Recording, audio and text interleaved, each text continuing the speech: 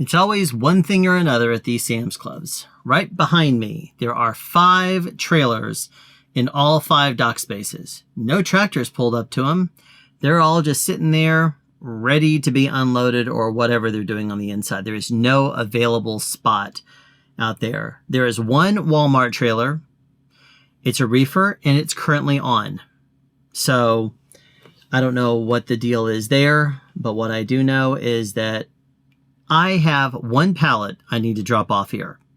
1. And for that reason, I am here 2 hours early at this Sam's Club on my Friday. Last stop, last pallet. I'm at the mercy of this Sam's Club having the ability to unload this 1 pallet for me. So annoyed, so frustrating. Anyway, let's get into it, I guess. It was a busy 2-day weekend for me because basically I just, you get off work and then you reverse your sleep schedule. So that way you're awake when your family is. But then that just means that you're a zombie or you have to sleep. And when you sleep, part of your weekend goes away, especially when you have to use it to reverse your sleep schedule yet again. So it was a bit, it was a short weekend. I also, when I got back, get ready to go back to sleep, rather, I had to stay up all night. And I took a quick nap, but then, oh man, it makes you more tired if you're going to be up another 8 or 9 hours. And by the time I went to bed, I was just exhausted. So I took some melatonin. I took some melatonin and some valerian root to knock myself out again because it worked very well last time. And that way I'd be ready to go. On Monday, my load was not ready.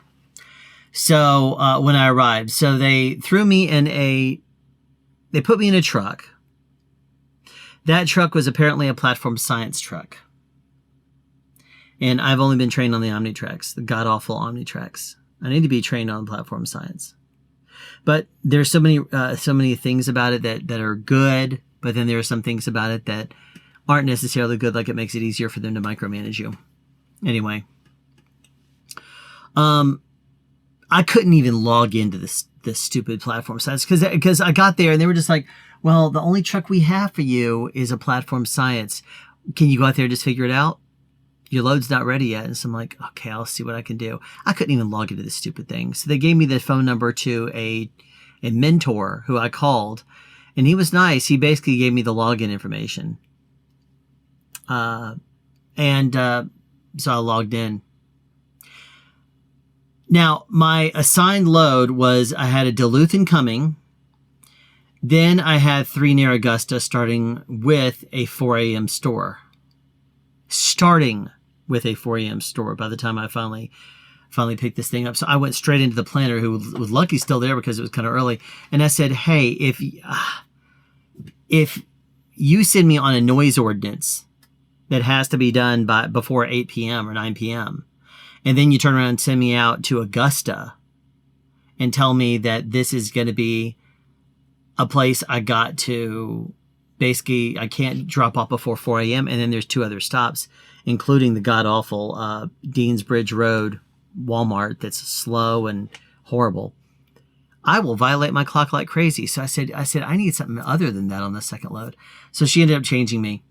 Sent me Seneca and Central instead. Not bad. Not as long as I'd like it to be, but it was still a second load. Anyway, it took an hour for my trailer to be loaded, and by the time I had pre-tripped and was ready to go and everything like that, I'd been toying with the system for a little while, trying to figure it out. And I went and picked up the trailer when it was finally ready, pulled into the fuel island to fuel up the reefer, and guess what happened? Air tanks. The air tanks would not fill back up. So it was sitting there just beep, beep, beep, beep, beep, beep, beeping at me nonstop because the air tanks had gone below 60. And it was not filling it up. I tried everything I could. There's two spaces you can pull in the fuel island over there at the Walmart DC. And I was in the better of the two, which there's one side that you could go right over to the pump. You can take it right off and put it in the reefer. The other side, you have to take it off. Then you have to run around to the other side and then you fuel up there. It's really annoying. Anyway, I could not get the air tanks to go back in. So I went and talked to the techs that do with trailers, and they're like, yeah, we really can't help. I called emergency roadside, and they're like, yeah, you called earlier this morning. I'm like, no, I didn't. I'm a slip seat, so I was just assigned this truck an hour ago, 2 hours ago. And he said, yeah, that was called earlier today, an air tanks leak. Great. We sent somebody out there who supposedly fixed it. Well, it's not fixed. Sitting there, you could hear the beeping in the background. It's sitting there beep, beep, beep, beep, beep, beep, beeping at me nonstop because of the air tanks being below 60 PSI. So anyway, they said, we'll send somebody out. In the meantime, I'm just sitting here idling, waiting to see if it ever is going to go back up. And it was creeping up a little bit. And then finally it gains enough to actually let me pull out. So I pull out. As soon as the thing fills all the way up, I park my trailer, knowing full and well, I've already talked to the office and told them that I'm not going to be able to take this tractor out because not only is it platform science, but it's also got a defect, which has got to be fixed. So emergency roadside was going to send somebody out to me. But I was able to park the trailer, go over, and then lined up to back in to the place where where you park the trailers. And wouldn't you know it, guess what happened? Air tanks again. Would not shift. Bane of my existence. I hate that system. I understand why, it's a safety thing. But still, I'm again blocking the fuel island because I'm pulled up and in an angle about to back up. But now I'm blocking both of the entrances to the fuel island. A Walmart trailer pulls up, a fleet driver. He comes out and looks at me. I'm like, air tanks aren't filling up.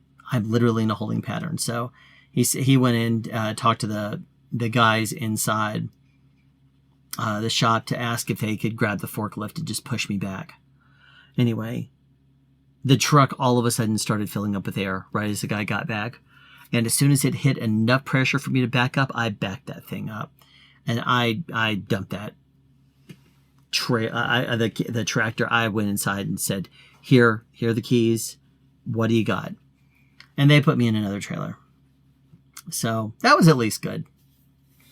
I mean, it wasted over almost 45 minutes after I was already late starting. It took almost 45 minutes for me to do all this. Pick up the trailer, wait for the thing to actually build up enough pressure, roadside, drop off the trailer, all this kind of stuff. It was just horrible. It is what it is, I guess. Anyway, I was out of the DC with the new tractor, which was Omnitrax, by the way, in about 2 hours after I got to the DC. God awful, horrible. Anyway, Duluth opened the door right as I arrived and started unloading me pretty quickly. Unloader filled up the dock area with produce, which was great. And they were finished in about half an hour. And Cumming was too. It was about, it was not a long drive to Cumming, but I got there and, they finished. I was finished with both of those stops. I started early, but I was finished with both of those stops and got back to the DC by 10. Despite the pallet jack dying at the Cumming store, the pallet jack died literally on the last pallet, and they had to pull the thing out and wrangle it anyway. So, whatever. Got back to the DC by... I'm sorry, I finished both of those locations by 10. I got back to the DC by 11:20. But my trailer wasn't ready. That's all I wanted to do is go to Seneca and Central. But my trailer was not ready. 45 minutes later, though, I was out. I arrived at Seneca at 1:40, and they didn't go to lunch at 2, so that was great. They unloaded me, yay. I was out by 2:20 and I got to Central by 2:45 and nobody answered the doorbell, so I ran around and they had me unloaded in about 40 minutes and then I was out of there. So wasn't that big of a deal. I was actually happy about that. I got back, was done, and went home. My Tuesday, I called when I saw my first load actually included a backhaul to Niagara. And then it was 277 more miles on the second load. So it would have been dropping off and then going, it would have been like 200 some odd miles, then another 277 miles, but there was zero chance of me doing that. So I called and I said, if you need me to come in early and stuff like that, I mean, is Niagara even open? And they said, no, Niagara's not open. We dropped that backhaul off of that. So that's fine. So they said, if you want to come in early, everything's ready to go for your first and second loads. I said, okay, fine. It was a Lawrenceville. So it was fine. There was a new policy, by the way, for slip seat drivers that we are going to be issued keys. So we were issued keys for the trucks that were in our group. So if there are multiple different trucks with different keys, we were issued those keys. So I now have officially a key to all the trucks that are in my group, which I already had one because I got tired of turning it in and having them have to find a key for me. So I just started keeping it. So that way I can just go out there and pre-trip my truck and then go and get my paperwork and then head out. By then the Omnitrix is going to hopefully be ready for me to do workflow. Anyway, one of the other fun things about the big slip seat though is when you go to turn in your tractor at the end of the week, they're going to send someone out to check the fuel levels and DEF levels, I guess. And they're going to check to make sure the truck is left in a clean state for the next driver. So when I go home tonight, that's supposed to be what they do. They're going to come out and check the fuel and check to make sure that this truck is clean. So if there's another driver that drives this and leaves the truck filthy and then I drive it all week, they're going to expect me to clean that up if they check it. Anyway. I was issued this Lawrenceville stop. And it was not an unload. It was actually a dry van load. It was the very last dry van load that needed to be out of the door by 5 something. So when I came in early, it was fine. I was made, I made it. They said it needed to be out by 5 something, and I made sure it was. It was just a drop and hook. So I picked up the trailer, went to the Lawrenceville, dropped it off, picked up an empty, came back with it and dropped it off in the yard. I was out by just after, I was back to the office just after 7 p.m. My second trip was to North Augusta and then to Aikens and Aikens, 2 Aikens stops. Arrived in North Georgia at 10 p.m. and nobody answered the door, so I ended up having to run around. New shift was coming in. It took them 20 minutes after I told them that I was meat and produce. They had 2 guys. It took 20 minutes for me to find somebody. And finally someone said, oh, I think they're in the break room. So I went into the break room and they said, yeah, it'll take us a few moments to get things ready to go. Anyway, they just brushed me off. And by the time I got back, I was in the loading dock just looking back and forth between the 2 directions over and over again, this way, trying to see if there was anyone that was going to be able to help me. Finally, the guy just moseyed his way out there. I was waiting for almost 45 minutes. It actually took 40 minutes. No exaggeration. But anyway, he just told me that they'd be back after they were set up for it, whatever that means. So took 40 minutes to get me going. Another guy, the guy told me that I caught him at exactly the wrong time because it was just before 10 when I got there. And that was in the middle of a changeover. Interestingly enough, I've arrived at places before 10 or right at 10 or after 10. There's only one other location that's that Greenville neighborhood market that can't unload me before about 10:30 because they have a shift change, and that 10 p.m. shift is the one that ends up unloading the refrigerator. So anyway, Tropical Storm Betty was going on the East Coast, and but it was only slightly misting when I pulled out. 1 hour and 15 minutes later. Yeah, it was after I arrived. And I tell you, it was not easy for them using the manual pallet jack. It just goes so slow, but whatever. The guy that actually came over, oh, geez, that startled me. That's the reefer turning on. The guy that came over after 40 minutes to get me going, all he did was unlock the door. And then he asked another guy that was working in the dock, would he unload me? And the guy said, okay. Well, the guy that unlocked the door for me, I said, do y'all collect stickers? He said, no. So I didn't bother with them. I just verified on my clipboard that all the pallets they got were the pallets that they needed to get. And then I felt bad because the guy that was actually doing the unloading and doing all the work, after I was all said and done, I mean, he pulled basically all the pallets straight to the dock, and I was very happy because I was able to get out of there. But right as they were opening up the door for me to leave, that guy is going through all the pallets and pulling all the stickers, and I felt terrible because he was the guy that was actually doing the work. He was the guy that was being helpful. And he was the guy that pulling all the stickers. So the guy that opened the door for me was like, no, we don't need him. And then the guy that was actually unloading was like, sure as the world, we do need him. So I felt terrible for that because I would have helped him. He was the actual helpful guy. Anyway, I arrived at Aiken at 11:45, and the guy was by himself. He unloaded his 4 pallets to the dock and didn't need stickers. So I was gone in less than 10 minutes. That was nice. Made up for that first stop. Anyway, got to the second store and had one guy unload with this horrible electric pallet jack that barely lifted the pallets up. I tell you, that thing, it literally, he would push it would go up, and then would just barely pull just enough pressure off. But every time he was moving it, it was sliding along the ground. That's all it was doing. It was just sliding and making this horrible noise. Anyway, he kept stalling also. He kept having to drop it and then lift the pallet back up because if you did that, maybe it might push up like a fraction, a hair higher one time when you do it, and that was able to allow him to pull it off. But every time it went over the dock leveler where there's that little bump there, it had a problem getting out there. Anyway, it's a good thing that he unloaded to the dock too, because it was just taking forever. But anyway, it took 45 minutes to unload, but it was only 1 a.m., so I wasn't sweating it. I already had completed my loads, so that was fine. That was Tuesday. Now, I got back, and all was well. Back to the office, to the DC. My Wednesday, I got 1 load sent to me.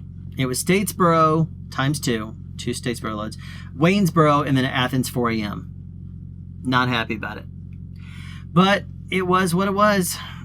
And I noticed the trailer was in the shop when I arrived. Normally what happens when I drive up, I always try to find my trailer first, because my trailer, if it's easier to find in a car than it is the semi. So I go ahead and because then, I'm logged in at that point trying to find it. So I find it via my car. That way I know where it is and I can just drive straight there. But I noticed that my trailer was actually in the shop being worked on. There was a tech with the front of the reefer was open and he was working on it. So after I pre-tricked the trailer and waited about 20 minutes watching the guy, I went over and asked him, and he says the trailer is going to be transloaded. So I went into the office and I told him the situation, and then they said, well, after about 30 minutes, we'll take a reading. If it's not in the shop by then, we'll see if we can swap you anything. So I literally just sat down there.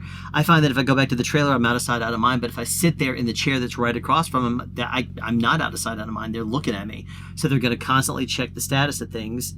So that way they can give me something, they can tell me something, and I can hopefully get out of there. Anyway. I was offered, after only a couple of minutes of waiting, I was offered, would I want to take a tractor, drop it off at the shop at the Tucker terminal, and then bring a tractor back? I said, absolutely. So hook me up with that.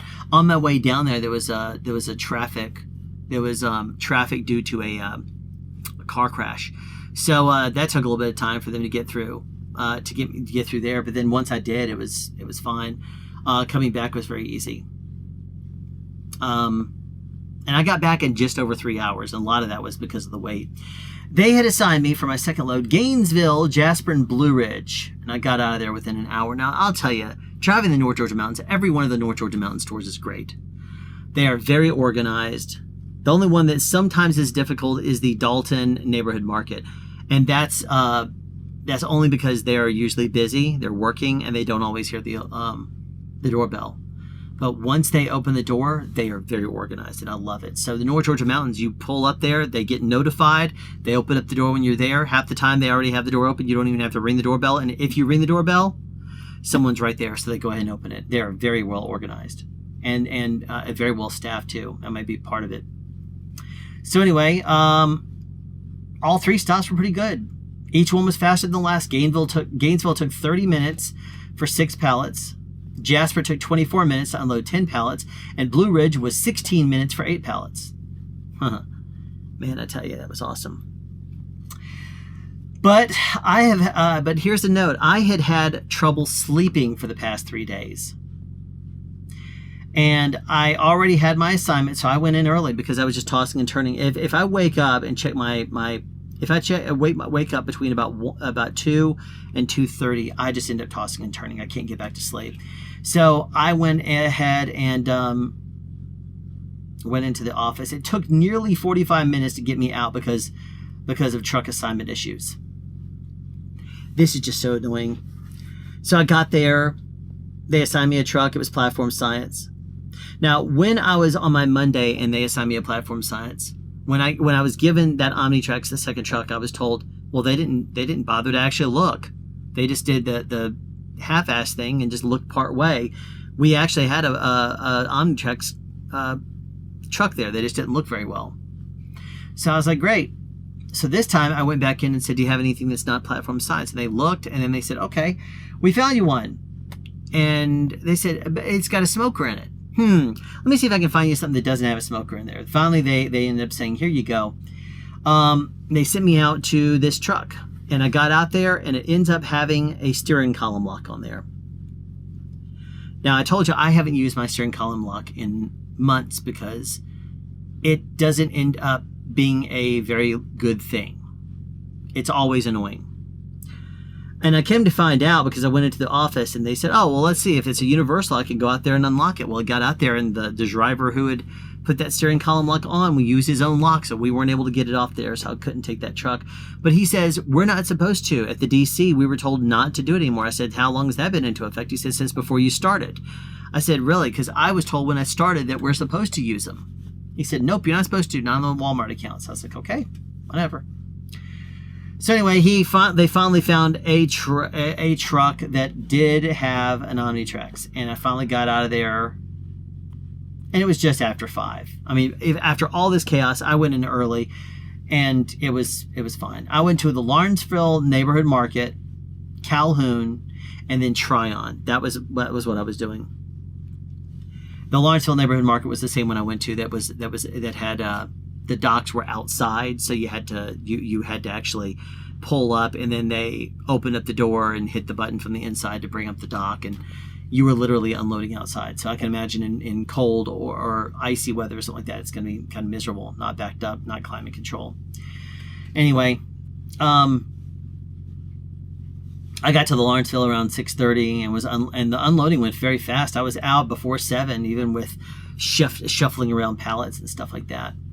Now, I arrived in Calhoun at about 8:40, and they were very organized, fast, had runners, so I was out of there by 9:10. 10 minutes on my way to Tryon, and I'm pulled down a road, and as I'm going up and down, I come up to the top of a hill, look down there, and I see a bunch of blue and red lights. And there for a second, I'm starting to wonder if this is a license and insurance check, but it ends up not being. Ends up being that come to find out that a pickup truck driver had hit a person, and it was right on a bridge, so the person went over the bridge. But it ends up being that it wasn't a water on the bottom of the bridge. It just ended up being like a hill. So the police were strapping the person up to a stretcher and pulling them up that hill and stuff like that, put them in the ambulance, and the person headed out. And after about 40 minutes of waiting, a couple of fire department people came over and said, hey, buddy, I just wanted to let you know you're going to be here a while. I said, why? He told me what was going on. And then he said they're having to send for an investigator to come out and investigate the scene in case the guy dies. Okay, so I was waiting there an hour and a half. 90 minutes later, I was on my way to Tryon.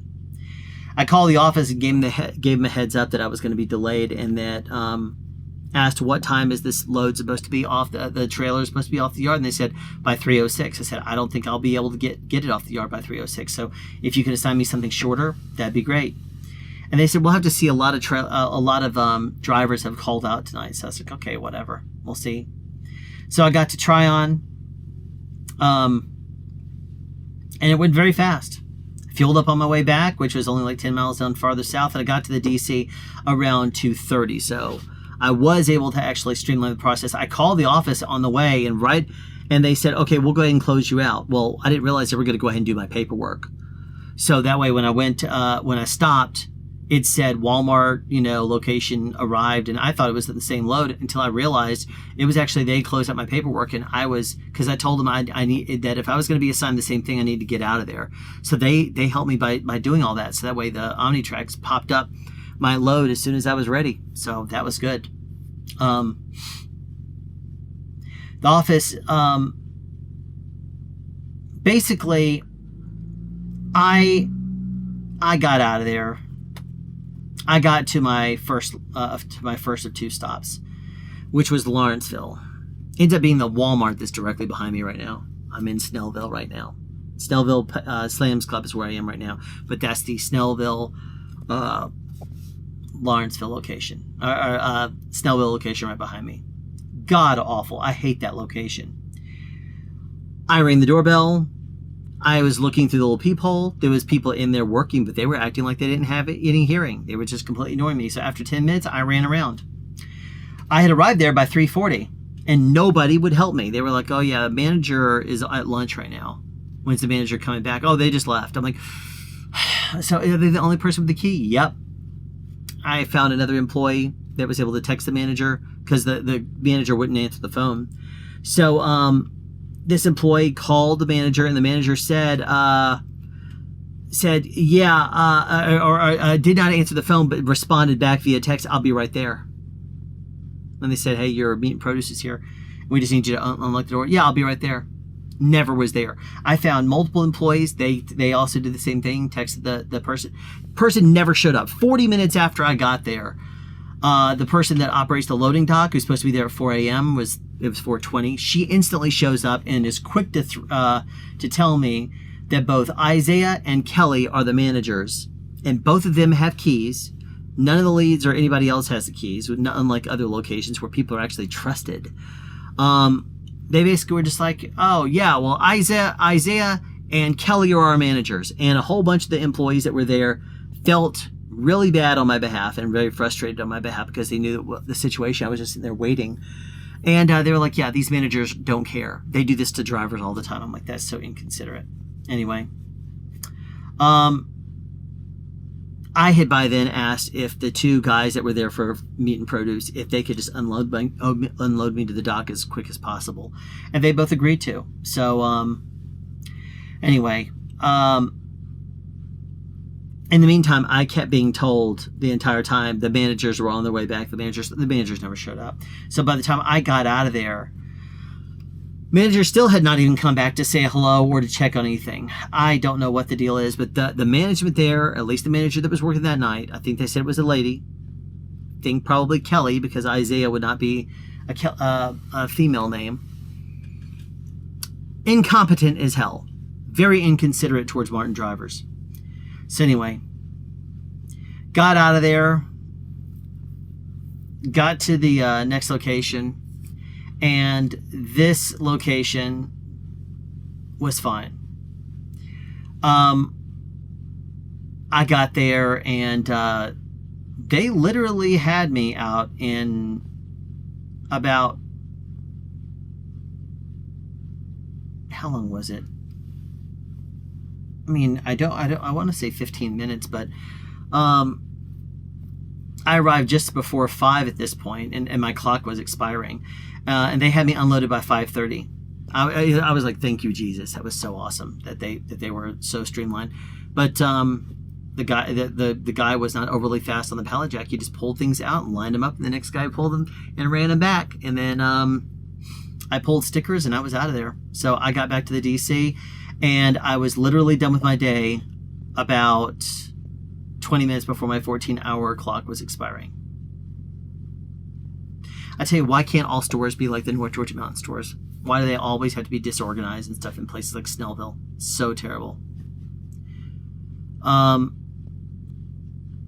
This is the kind of thing that really makes me want to find a job that is either drop and hook or where you unload yourself. Because having to wait at the mercy. Some of these Walmarts are very streamlined, very organized. Some of them are just god awful. So anyway, my Friday today. I was tossing and turning in bed. I took melatonin and valerian root and still was unable to sleep past about 3.5 hours.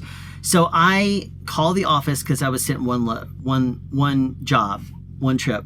It was nearly 400 miles, and it was going to Franklin, North Carolina, Blairsville, Georgia, Dalton, the neighborhood market. That's not a 4 a.m. store. And then here, the Sam's Club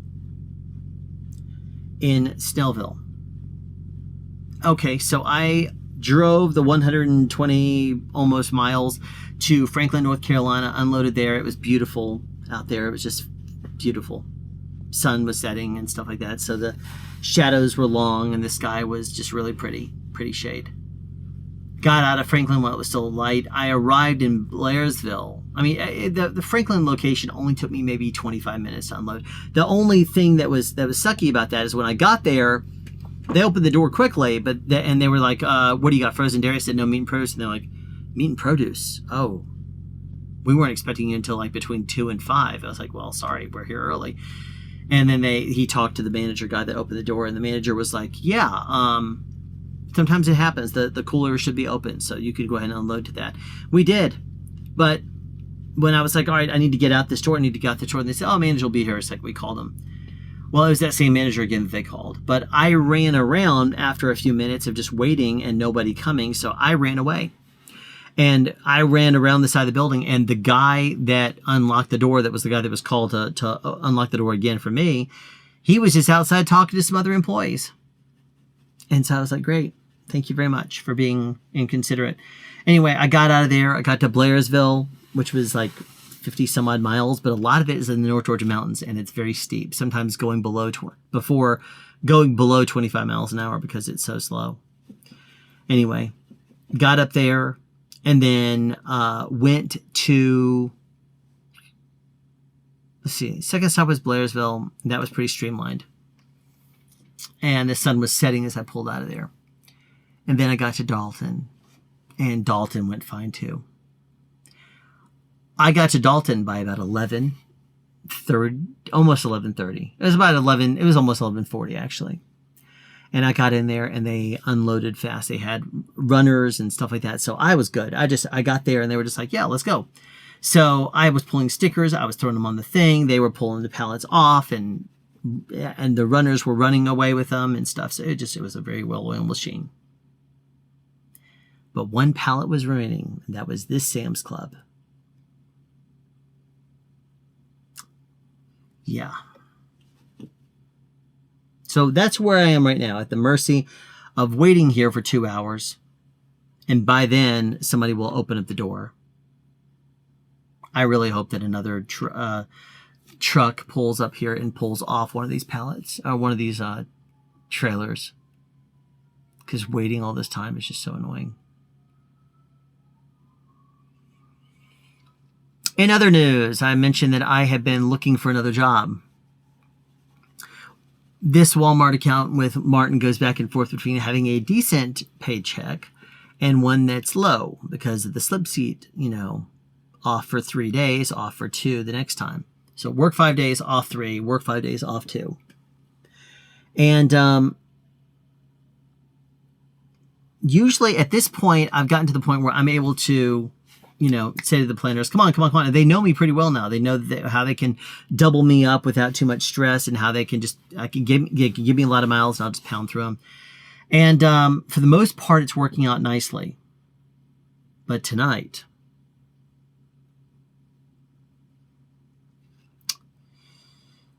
sorry, I just sitting here, just wasting time, thinking about things. I'm starting to doze off, as I'm sure you're noticing. But anyway, so my take home from these jobs, from the Walmart job, what I need to look at is my withholdings and how much the actual raw paycheck is before taxes. Because I'm searching and I'm talking to a bunch of recruiters now, but every single one of them is offering me money that the raw amount is before taxes is not higher than what Martin is paying me. on the good week. On the not so good week, it's probably going to be exceeding it. So what I'm going to do is go and find a bunch of like 10 episodes if I can. And what was I talking about? I'm suddenly the thing that's in my mind is Married with Children. What is it? Why did that show drop into my mind? But anyway, so what I need to find out is if some of these jobs that I've been applying for, if it's going to pay me less before taxes. Because if so, I can't do that. I got to have a job that pays me. I need to take a step upwards.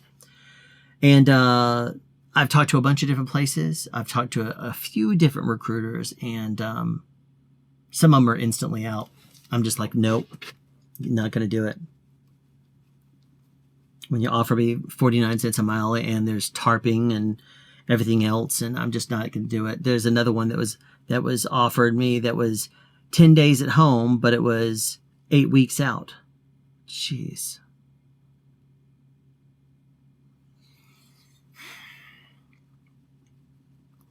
So yeah, I've applied to different places. We'll see what happens. In the meantime, though, I think I'm making decent with money with Martin, and I think it's turned out rather positive, not just from a company perspective, I think they're able to send me jobs. Biggest frustration to me is when they pay a flat rate fee because there's not enough miles. It's like, great. All I'm doing is local driving. I wish they could take that and put that into something, give me a quicker job. That way I can unload quicker and get that money. Anyway, that's the big thing. I got to just double check. It's got to make sure that I'm not taking home less if I switch jobs. Anyway. Alrighty. I'm going to go ahead and call it there before I doze off again. Thanks for watching.